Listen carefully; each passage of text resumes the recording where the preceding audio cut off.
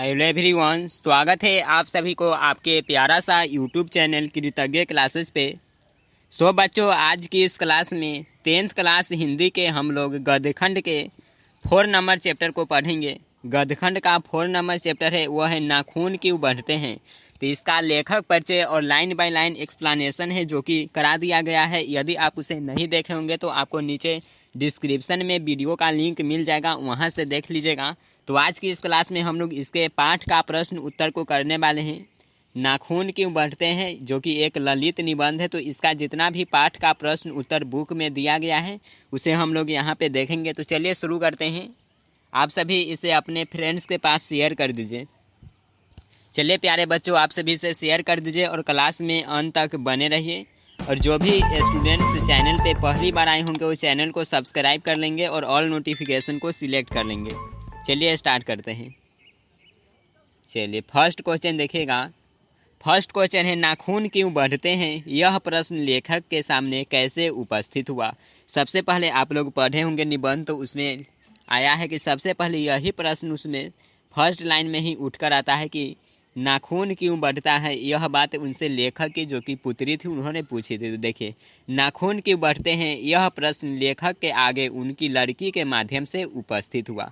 मात्र इतना ही आपको लिखना है। जितना प्रश्न में कहा जाए उतना ही आंसर देना है। ज़्यादा बढ़ा चढ़ाकर लिखने की कोशिश नहीं करना है। आपको फुल मार्क्स है जो कि इतना में ही दे दिया जाएगा। देखिए, नाखून कब क्यों बढ़ते हैं, यह क्वेश्चन कैसे उपस्थित हुआ। तो यह क्वेश्चन है जो कि उनकी लड़की के माध्यम से उपस्थित हुआ। यह इसका आंसर हो गया। चलिए आगे बढ़ते हैं। नेक्स्ट यहाँ पे सेकेंड क्वेश्चन है बढ़ते नाखूनों द्वारा प्रकृति मनुष्य को क्या याद दिलाती है। सेकेंड क्वेश्चन दिया है कि बढ़ते नाखूनों द्वारा जो प्रकृति है वह मनुष्य को क्या याद दिलाती है। आंसर ध्यान से देखिएगा। देखिए, प्राचीन काल में मनुष्य जंगली था। जो प्राचीन काल में मनुष्य था वह जंगली था, वह वनमानुष की तरह था। उस समय वह अपने नाखूनों की सहायता से जीवन की रक्षा करता था। ये सभी है जो कि लाइन बाय लाइन एक्सप्लेनेशन में आप लोग पढ़े हैं। नहीं देखे हो तो वीडियो आपको मिलेगा डिस्क्रिप्शन में लिंक, उसे देख लीजिएगा। देखिए, दांत होने के बावजूद नख ही उसके असली हथियार थे। उन दिनों अपने प्रतिद्वंदियों को पछाड़ने के लिए नाखून ही आवश्यक अंग थे। देखिए, प्राचीन काल में मनुष्य जंगली थे तो जो यूज करते थे किसी भी काम के किसका, तो नाखून का ही यूज किया जाता था। देखिए, कालांतर में मानवीय हथियार ने आधुनिक रूप लिया और बंदूक, कारतूस, तोप, बम के रूप में मनुष्य की रक्षार्थ प्रयुक्त होने लगा। नखधर मनुष्य अत्याधुनिक हथियार पर भरोसा करके आगे की ओर चल पड़ा। देखिए, पहले तो जो यूज किया जाता था, जब जो मनुष्य था वह जंगली था, जंगली अवस्था में यानी जंगलों में रहा करते थे, तो उस समय ही नाखून का ही यूज किया जाता था। लेकिन जैसे जैसे जीवन बढ़ा उसी तरह से देखे तो बंदूक, कारतूस, तोप, बम ये सभी है जो कि आने लगा। और लोग हैं जो कि नाखून को भूलने लगे, पर उसके नाखून अब भी बढ़ रहे। लोग देखें नाखून को भूल रहे हैं कि नाखून को किसी भी हथियार के तरह यूज नहीं किया जाए, लेकिन नाखून है जो कि अभी भी उसी तरह से बढ़ ही रहा है। बढ़ते नाखूनों द्वारा प्रकृति मनुष्य को याद दिलाती है कि तुम भीतर वाले अस्त्र से अब भी वंचित नहीं हो। देखिए, बताते हैं कि अब तुम जितना भी है जो कि हथियार बना लो, लेकिन आपका जो शुरू का हथियार था वह नाखून थे, इससे तुम वंचित नहीं रह सकते हैं। यह प्रकृति है जो कि अभी भी मनुष्य को याद दिलाती है। देखिए, तुम्हारे नाखून को भुलाया नहीं जा सकता। तुम वही प्राचीनतम नख एवं दंत पर आश्रित रहने वाले जीव हो। पशु की समानता तुमसे अब भी विद्यमान है। बताते कि तुम पशु की जो समानता है, पशु से तुलना अब भी कर सकते हो, अब भी विद्यमान है। तो यह है जो कि बढ़ते नाखूनों को के माध्यम से लेखक है जो कि बताना चाहते हैं। सेकेंड क्वेश्चन यह था। चलिए आगे बढ़ते हैं। अगला देखिए, 3 नंबर क्वेश्चन है लेखक द्वारा नाखूनों को अस्त्र के रूप में देखना कहाँ तक संगत है। लेखक जो नाखून को अस्त्र के रूप में देखते हैं यह कहाँ तक सही है, कहाँ तक यह संगत है। चलिए इसे देखिए किस तरह से आपको आंसर लिखना है। कुछ लाख वर्षों पहले मनुष्य जब जंगली था उसे नाखून की ज़रूरत थी। वनमानुष के समान मनुष्य के लिए नाखून अस्त्र था, क्योंकि आत्मरक्षा एवं भोजन हेतु नख की महत्ता अधिक थी। उन दिनों प्रतिद्वंदियों को पछाड़ने के लिए नाखून आवश्यक अंग था। असल में वही उसके अस्त्र थे। बिल्कुल, जो उस समय की बात है तो उस समय जो नाखून है वही अस्त्र था। आज के बदलते परिवेश में, परिवर्तित समय में, इस आधुनिकता के दौर में सभ्यता विकास के साथ साथ अस्त्र के रूप में इसकी आवश्यकता नहीं समझी जा रही है। जैसे जैसे जो मनुष्य का जीवन बढ़ा, सभ्यता बढ़ा, उस तरह से नाखून है जिससे कि देखे तो अभी अस्त्र के रूप में नहीं समझा जा रहा है। लेकिन देखिए अब मनुष्य पशु के समान जीवन यापन नहीं करके आगे बढ़ गया है, इसलिए समयानुसार अपने अस्त्र में भी परिवर्तन कर लिया है। प्राचीन समय के लिए अस्त्र कहाँ जाना उपयुक्त है, तर्कसंगत है। देखिए जो लेखक बताते हैं कि प्राचीन समय में जो नाखून था, अस्त्र था, बिल्कुल यह सही बात है, तर्कसंगत बात है। लेकिन आज यह मानवीय अस्त्र के रूप में प्रयुक्त नहीं है। जो लेखक तो बताए हैं बिल्कुल सही ही है, बताते कि कहाँ तक संगत है तो बिल्कुल वह सही ही है। लेकिन वर्तमान की बात करें तो वर्तमान में है जो कि नाखून का यूज नहीं होता है। आप लोग करते हैं नाखून का यूज, लड़कियां लोग करती है, खूब लड़कियां लोग करती है नाखून का यूज, देखेगा आप लोग। चलिए आगे बढ़ते हैं नेक्स्ट 4 नंबर क्वेश्चन में। अभी भी नाखूनों का यूज है जो कि किया जाता है, लेकिन कौन करते हैं तो गर्ल्स लोग किया करती है। देखिए अगला क्वेश्चन पे ध्यान दीजिए। तो आपको इसमें आंसर में ये नहीं लिखना कि अभी भी यूज होता है और लड़कियां लोग करती है, ऐसे ही यह बोला गया। आपको आंसर में वह नहीं लिखना है, नहीं तो ऐसा नहीं कि चलिए वो भी लिख देते हैं बात। चलिए देखिए अगला 4 नंबर क्वेश्चन, मनुष्य बार बार नाखूनों को क्यों काटता है। 4 नंबर क्वेश्चन दिया है कि मनुष्य बार बार नाखूनों को क्यों काटता है। देखिए मनुष्य निरंतर सभ्य होने के लिए प्रयासरत है। देखिए मनुष्य जो कि निरंतर सभ्य मानव बनना चाहता है। प्रारंभिक काल में मानव एवं पशु एक समान थे, नाखून अस्त्र थे। लेकिन जैसे जैसे मानवीय विकास की धारा अग्रसर होती गई, मनुष्य पशु से भिन्न होता गया। उसके अस्त्र शस्त्र, आहार विहार, सभ्यता, संस्कृति में निरंतर नवीनता आती गई। वह पुरानी जीवन शैली को परिवर्तित करता गया। जो नाखून अस्त्र थे उसे अब सौंदर्य का रूप देने लगा है। बिल्कुल, जो नाखून का यूज है जो कि अस्त्र के रूप में किया जाता है तो उसी को अभी सौंदर्य के रूप में यूज किया जाता है। देखिए लड़कियां लोग तो नेल पॉलिश के कलरफुल नेल पॉलिश करती है, तो क्यों करती है तो सौंदर्य के रूप में, सुंदर दिखने के लिए, जो कि नाखूनों बढ़ाती है। लेकिन अस्त्र के रूप में यूज करने के लिए नहीं बढ़ाती है। अभी बताया कि लड़कियां लोग बढ़ाती तो वो अस्त्र के रूप में यूज करने के लिए नहीं बढ़ाती।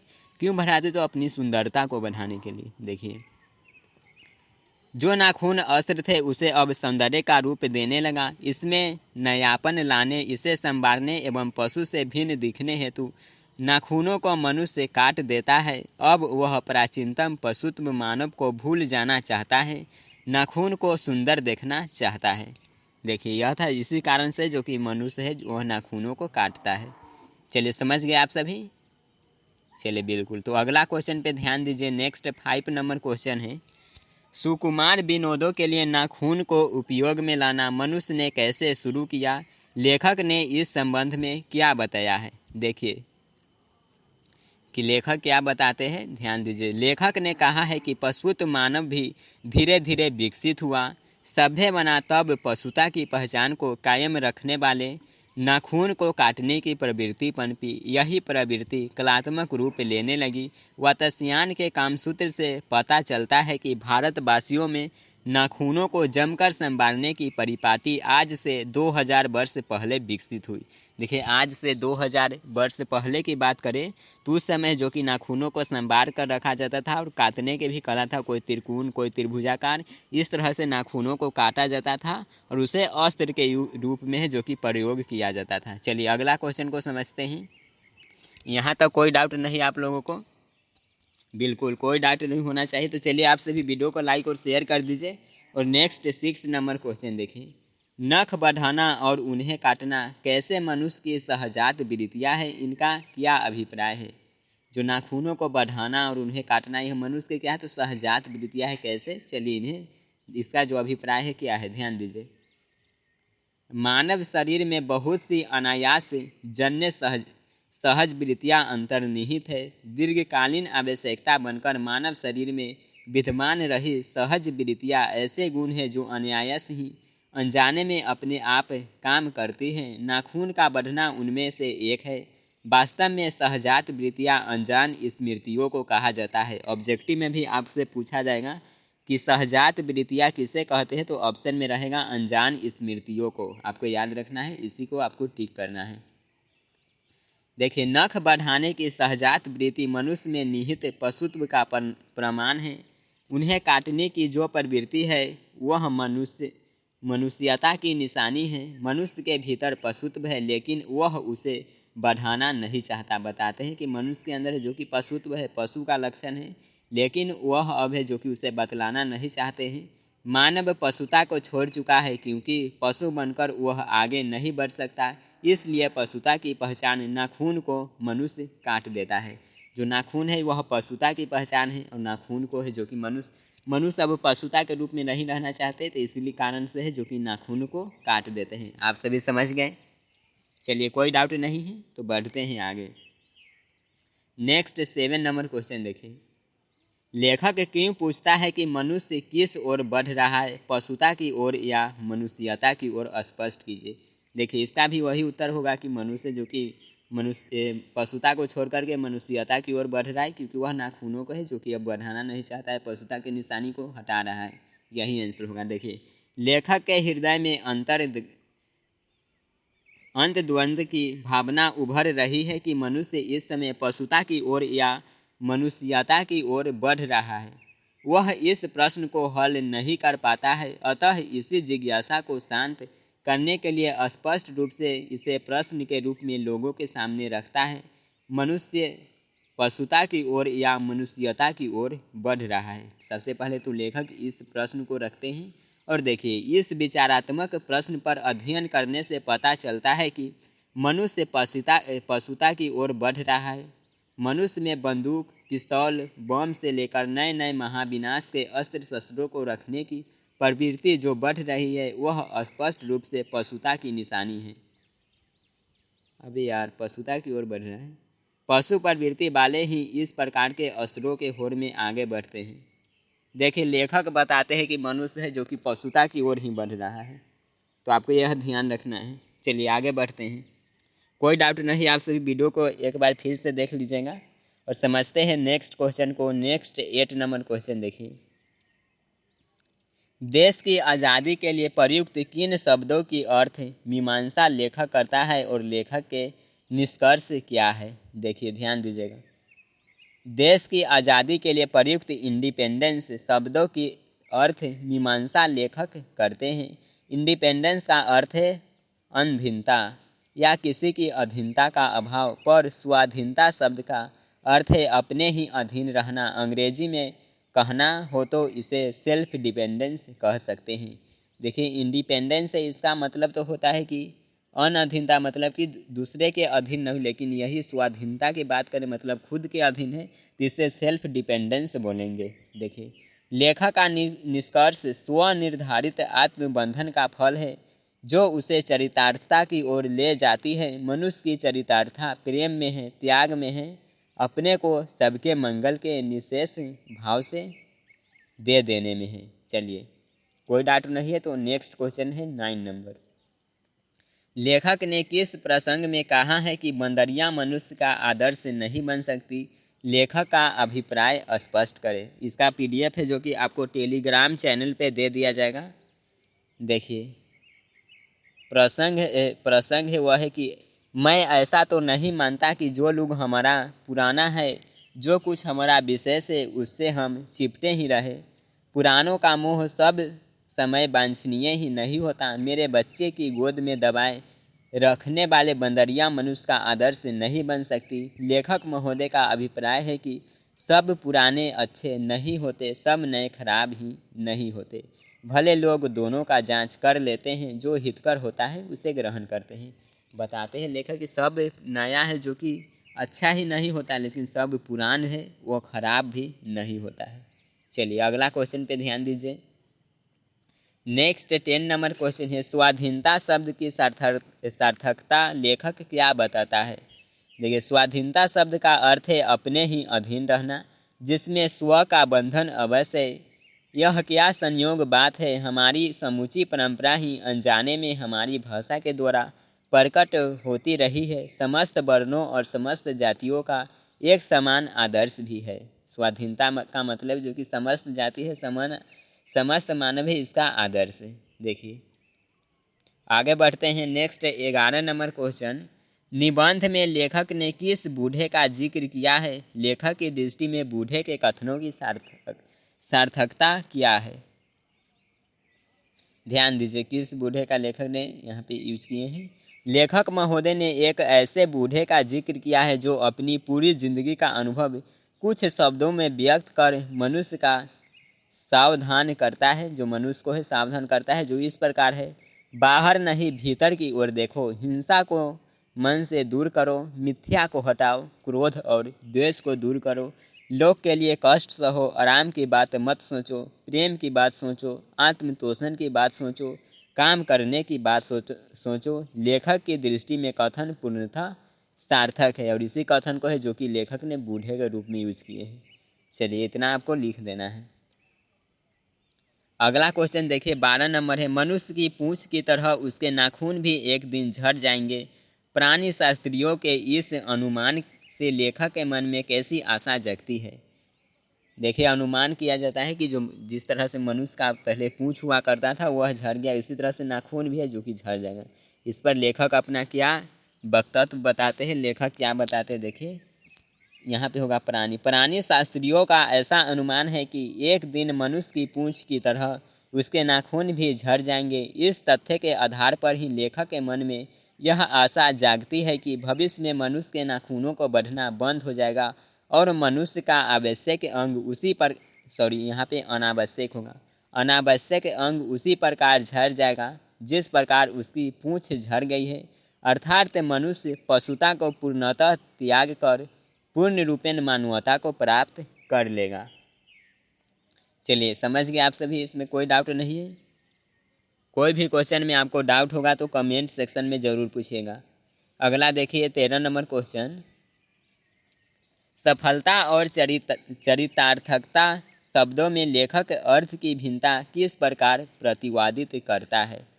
देखिए सफलता और चरितार्थकता में अंतर है। मनुष्य मानव शास्त्रों के संचय से बाह्य उपकरणों के बाहुल्य से उस वस्तु को पा भी सकते हैं जिसे उसने बड़े आडंबर के साथ सफल नाम दे रखा है, परंतु मनुष्य की चरितार्था प्रेम में है, मैत्री में है, अपने को सबके मंगल के लिए निशेष भाव से दे देने में है। नाखूनों को काट देना उस स्वनिर्धारित आत्मबंधन का फल है जो उसे चरितार्थकता की ओर ले जाती है। चलिए आगे बढ़ते हैं।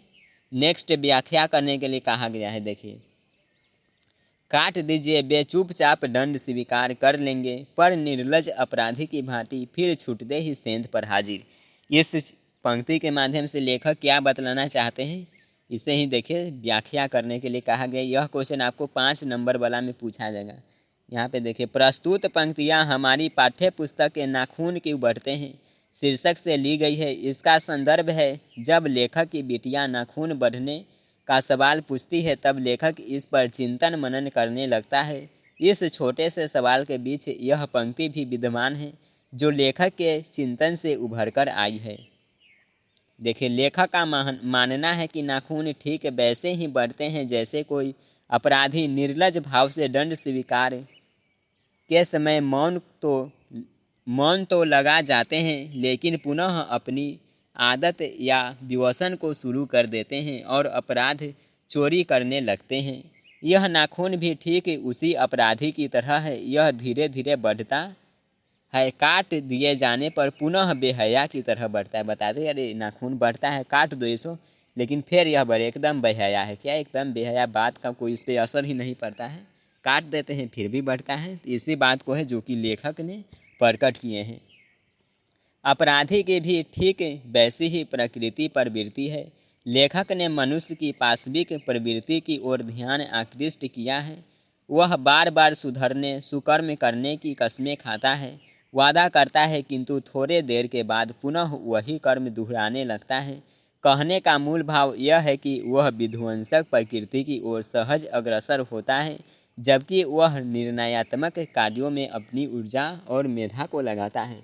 और इस पंक्ति के माध्यम से देखिए लेखक बताना यह चाहते हैं कि जैसे इसको है देखिए बढ़ता है फिर इसे काटते हैं, बढ़ता है फिर इसे काटते हैं, इसी तरह मनुष्य भी है जो कि एक काम को न करने की कसम खाता है लेकिन करता है, सुधरता है नहीं, तो क्या होगा, तो इसी नाखून की तरह जो कि उसे धीरे धीरे काट दिया जाएगा, एक दिन ऐसा आएगा कि यह है जो कि समाप्त हो जाएगा। इसी पंक्ति के माध्यम से मनुष्य के बारे में बताते हैं।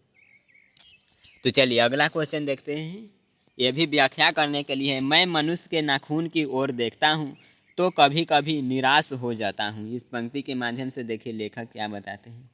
इतना को आपको लिखना है कि प्रस्तुत पंक्ति पाठ्य पुस्तक है, जो हमारे पाठ्य पुस्तक है नाखून की बढ़ते नामक पाठ से ली गई। इतना तो हर एक व्याख्या में आपको लिखना है। उसके बाद इन पंक्तियों का संदर्भ मनुष्य की बर्बरता से जुड़ा हुआ है। अपने निबंध में लेखक यह बताना चाहता है कि मनुष्य के नाखून उसकी भयंकरता के प्रतीक है। लेखक के मन में कभी कभी नाखून को देखकर निराशा उठती है। वह इस पर गंभीरता से चिंतन करने लगता है। कहने का आशय यह है कि मनुष्य की बर्बरता कितनी भयंकर है कि वह अपने संहार में स्वयं लिप्त हो जाता है। जिसका उदाहरण हिरोशिमा पर बम बरसाना, इससे कितनी धन जन की हानि हुई, संस्कृति का विनाश हुआ, अनुमान नहीं लगाया जा सकता। आज उसकी स्मृति से मन सिहर उठता है। जो हिरोशिमा पर बम गिरा, हिरोशिमा कहाँ है, तो जापान में, ये भी आपको पढ़ना है। तो यह मनुष्य का पाशविक स्वरूप, यही स्वरूप उसके नाखून की याद दिला देते हैं। उसकी भयंकरता, बर्बरता, पाशविकता और दूरदृष्टता, अमानवीयता, जिसे लेकर लेखक निराश हो उठता है, वह चिंतित हो उठता है। लेखक की दृष्टि में मनुष्य के नाखून भयंकर पाशवी वृत्ति के जीते जागते उदाहरण हैं। मनुष्य की पशुता को जितनी बार काटने की कोशिश की जाए फिर भी वह मरना नहीं चाहती, किसी न किसी नवीन रूप को धारण कर अपनी विध्वंसक रूप को प्रदर्शित कर ही देती है। समझ गए आप सभी यहाँ पे व्याख्या। चलिए एक और व्याख्या है जो कि दिया गया है, कमबख्त नाखून बढ़ते हैं तो बढ़े, मनुष्य उन्हें बढ़ने नहीं देता। इस पंक्ति के माध्यम से देखिए लेखक क्या बताते हैं। इतना तो आपको लिख ही देना है, आगे समझिए। इन पंक्तियाँ का संदर्भ जुड़ा है। लेखक के अंत में द्विवेदी जी यह बताना चाहते हैं कि वे कमबख्त नाखून अगर बढ़ता है तो बढ़े, किंतु मनुष्य उसे बढ़ने नहीं देगा। देखिए हजारी प्रसाद द्विवेदी इसके लेखक है, तो इसे द्विवेदी जी बोला गया है। लेखक के कहने का आशय है कि मनुष्य अब सभ्य और संवेदनशील हो गया है। देखिए हजारी प्रसाद द्विवेदी बताते हैं कि लेखक है जो कि सभ्य और संवेदनशील हो गए हैं, बुद्धिजीवी हो गया है। वह नर संहार का विभत्स रूप देख चुका है, उसे याद कर भी वह कांप जाता है। उसके विनाशक रूप का मुक्त भोगी हिरोशिमा का महाविनाश उसके सामने प्रत्यक्ष प्रमाण है। अतः उससे निजात पाने के लिए वह सदैव सचेत होकर फूंक फूंक कर कदम बढ़ा रहा है। वह अपने विध्वंसक रूप को छोड़कर देखिए सृजनात्मक की ओर अग्रसर होना चाहता है। वह मानव मूल्यों की रक्षा, मानवीयता की स्थापना में लगे रहना चाहता है। निरर्थक और संहारक तत्वों से बनकर शांति के साय में जीना चाहता है। मनुष्य के इसी विवेकशील चिंतन और दूरदर्शिता की ओर ध्यान आकृष्ट करते हुए लेखक यह बताना चाहता है कि कमबख्त नाखून बढ़े तो बढ़े, इससे चिंतित होने की जरूरत नहीं।